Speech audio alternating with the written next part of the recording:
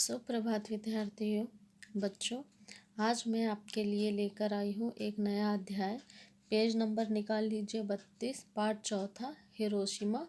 जिनके लेखक है उनका पूरा नाम देखिए बच्चों, सच्चिदानंद हीरानंद वात्स्यायन है, जिन्हें हम आज्ञा के नाम से जानते हैं। ठीक है, पहले उनका हम परिचय देख लेते हैं, फिर देखते हैं कि हिरोशिमा है क्या। ठीक है बच्चों, देखिए बच्चों, इनका जन्म 7 मार्च 1991 को उत्तर प्रदेश के देवरिया जनपद के कसिया नामक गांव में हुआ था। प्रारंभिक शिक्षा के पश्चात इन्होंने बीएससी की। बाद में साहित्य में रुचि होने के कारण अंग्रेजी विषय से एमए में प्रवेश लिया। क्रांतिकारी आंदोलन में भाग लेने के कारण इन्हें कई बार जेल यात्रा भी करनी पड़ी। लेखक जी कौन थे? बहुत क्रांतिकारी थे, इसलिए वे हमेशा आंदोलन में क्या करते थे? भाग लेते थे, जिससे उन्हें क्या करना पड़ता था? हर बार जेल जाना पड़ता था। उन्होंने कैलिफोर्निया विश्वविद्यालय में कुछ समय के लिए अध्यापन का कार्य किया। उन्हें गद्य और पद्य दोनों में साहित्यिक रचनाएं की। आंगन के पार, द्वार, हरी घास पर क्षण भर, सुनहले शोवल, कितनी नावों में कितनी बार आदि इनकी कुछ प्रसिद्ध रचनाएं हैं। देखिए बच्चों, हमने लेखक का परिचय देख लिया। अब चलिए हम आपको बताते हैं कि हिरोशिमा क्या है। हिरोशिमा यह जापान का एक प्रसिद्ध और समृद्ध शहर है, काफ़ी बड़ा शहर है। ठीक है बच्चों, यह द्वितीय विश्व युद्ध के दौरान परमाणु हमले के कारण नष्ट कर दिया गया।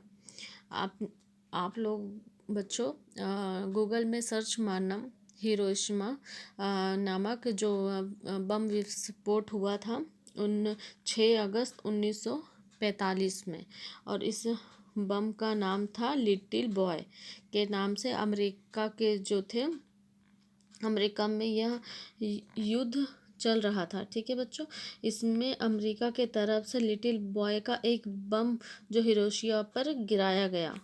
ठीक है बच्चों, और हिरोशिमा में जब यह गिराया गया तो इसमें लगभग 20,000 सैनिक और 1.5 लाख से भी शायद कुछ ज़्यादा ही लोगों की मृत्यु हो गई। ठीक है बच्चों, चलो मैं दिखाती हूँ आपको। इसका असर इतना भयंकर था कि वहाँ से शायद 15 किलोमीटर दूर तक तबाह हो चुका था। हिरोशिमा जो शहर है वो तबाह हो चुका था।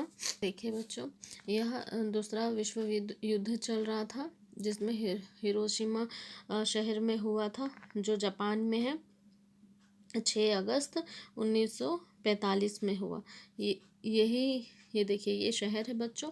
तो इसमें ही हमको बताने की, जो लेखक है वो हमको बताने की कोशिश कर रहे हैं कि हमला और किस तरह से किया गया, और उन्होंने बहुत ही अच्छी कविता के जरिए हमें यह बताने की कोशिश की।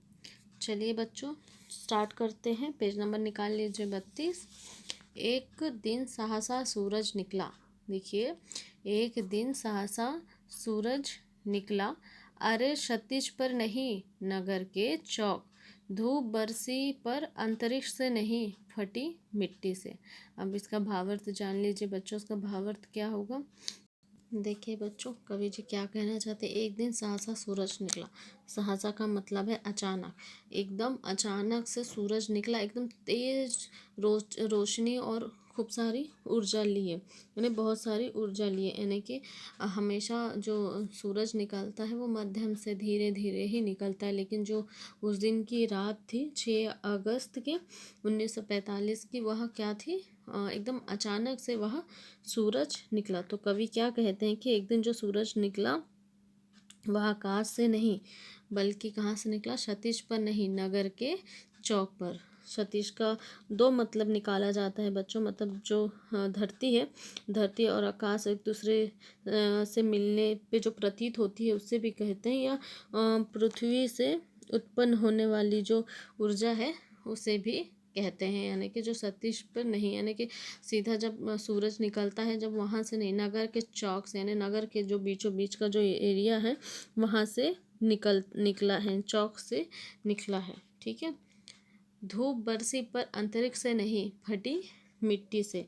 जो धूप है वो कहाँ से बरसी? कवि क्या कहते हैं बच्चों, देखिए कवि कहते हैं कि धूप तो निकली, लेकिन यहाँ धूप ऊपर से नहीं आई, बल्कि धरती फटी और मिट्टी से निकली। यानी जो विस्फोट था, जो लिटिल बॉय का जो बम विस्फोट हुआ था, वह इतना तेज था कि वह मतलब जो चीज़ अंतरिक्ष से निकलनी थी वो फटी मिट्टी से निकली। यानी कि जो उसकी रोशनी थी या उसकी तेज या आप ऊर्जा कह सकते हैं, वह इतना तेज था कि वो धरती फटी और आसमान से मतलब धरती से निकलने लगी। ठीक है बच्चों, यहाँ ये समझा आप लोगों को।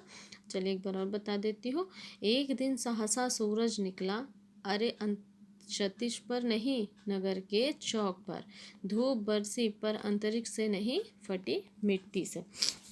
कवि हमें बस इतना ही बताना चाहते हैं कि प्रकाश और ऊर्जा, यानी इतनी सारी ऊर्जा एक साथ आई थी, इसलिए सहसा यानी अचानक से, एक दिन अचानक से। रोज की जो सुबह होती है, जब सूरज निकलती, वह अपने साथ एक ऊर्जा, एक आनंद लेकर आती, लेकिन उस दिन का जो सूरज था वो क्या निकला, एकदम अचानक से निकला कि लोगों को भनक नहीं पड़ी, क्योंकि ये सब सुबह का वाक़या था। ये जो हुआ था विस्फोट, ये क्या हुआ था बच्चों, ये सुबह हुआ था उनके साथ में।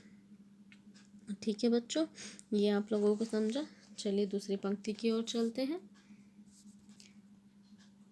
ध्यान दीजिए बच्चों, बहुत ही अच्छी बात कवि ने हमें समझाने की कोशिश की है कि किस तरह से उस दिन एक हादसा हुआ, हादसे में बहुत सारे लोग मारे गए, और उनकी जो दर्द भरी कहानी है वो हमें इस कविता के माध्यम से समझाना चाहते हैं।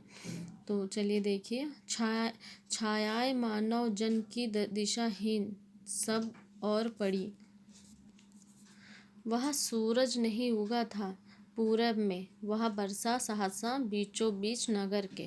काल सूर्य के रथ के पहिए जो अरे टूट कर बिखर गए हों दशो हीन में। कुछ क्षण का वह उदय अस्त, केवल एक प्रज्वलित क्षण की दृश्य शोक लेने वाली दोपहरी।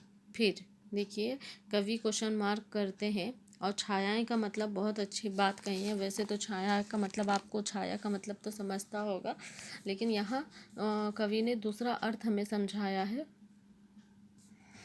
देखिए बच्चों, छायाएं का मतलब होता है कि यह तो जीवित शरीर है, मतलब इसके बाद की जो स्थिति है आप जान लीजिए, मानव शरीर है, वो जीवित शरीर है। तो सोच लीजिए कि जब इसे आत्मा निकल गई हो, यानी जब नाश्वर हो जाता है शरीर, जब उसमें कोई आत्मा नहीं होती है और यह क्या हो जाता है, एक निर्जीव शरीर हो जाता है। तो कवि कहते हैं कि जो छाया शब्द का उल्लेख इसलिए किया गया है कि जो ऊर्जा या रोशनी इतनी ज़्यादा थी कि जलकर, सब कुछ जलकर क्या हो गया बच्चों, समाप्त हो गया। जो मानव जन की दिशाहीन, यानी जिसका कोई उद्देश्य नहीं होता। जो अगर हम जिंदा हैं तो हमारा कोई ना कोई उद्देश्य होता है, मकसद होता है, कुछ ना कुछ करने का इरादा होता है ना बच्चों। दिशाहीन का मतलब कवि ने ये कहा है कि सबका, जब तक इंसान जीवित है तो सबका कोई ना कोई उद्देश्य होता है। जैसे मैं आपकी टीचर हूँ तो मुझे आपको पढ़ाने का एक उद्देश्य है कि बच्चों को आज कौन सा लेसन पढ़ाना है। उसी तरह पिता का एक उद्देश्य है कि बच्चों की फीस भरना है। माँ का एक उद्देश्य होता है कि सुबह और शाम के भोजन की व्यवस्था कैसी करनी है। ठीक है ना बच्चों, ये एग्ज़ाम्पल है मतलब आपके लिए।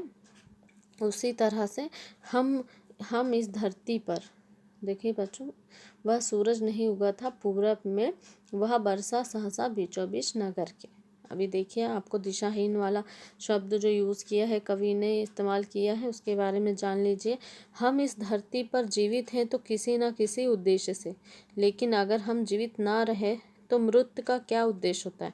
यानी जब जिंदा है तो उद्देश्य है, अगर हम यही शरीर मृत हो जाएगा तो हमारा क्या होगा, कोई उद्देश्य नहीं होगा। वो उद्देश्य क्या हो जाएगा, समाप्त हो जाएगा, उसका कोई उद्देश्य नहीं होगा। देखिए उन्होंने क्या किया, जो सूरज है वो पूरब से नहीं उगा, जो सूरज है वह पूरब से नहीं उगा, बल्कि कहीं और से उगा है। देखिए अब कवि जी जो कहते हैं, क्या कहते हैं कि जो सूरज था, अगर वो पूरब से उगता था तो क्या होता था, आनंद आता था, उत्साह होता था, एक अलग ही तरह की रोशनी आती थी। लेकिन उस दिन कुछ अलग ही घटना हुई। वह सूरज उगा तो, लेकिन पूरब से नहीं, बल्कि सहसा बीचों बीच, यानी सहसा बीचों बीच होगा। ठीक है बच्चों। अब चलिए, काल सूर्य के रथ के पहिए का है, ये हम अगले अध्याय में देखेंगे। अब ये वाला आप देख लीजिए, जो फिर से मैं आपको दूसरे अध्याय में समझा दूँगी। ठीक है बच्चों। आशा करती हूँ जितना हुआ है आप लोगों को समझा होगा, और बहुत अच्छी कविता है। आप गूगल में ज़रूर देखिएगा कि हिरोशिमा का जो हादसा हुआ था वो कैसे हुआ था। ठीक है बच्चों, चलिए मिलते हैं अगली क्लास में।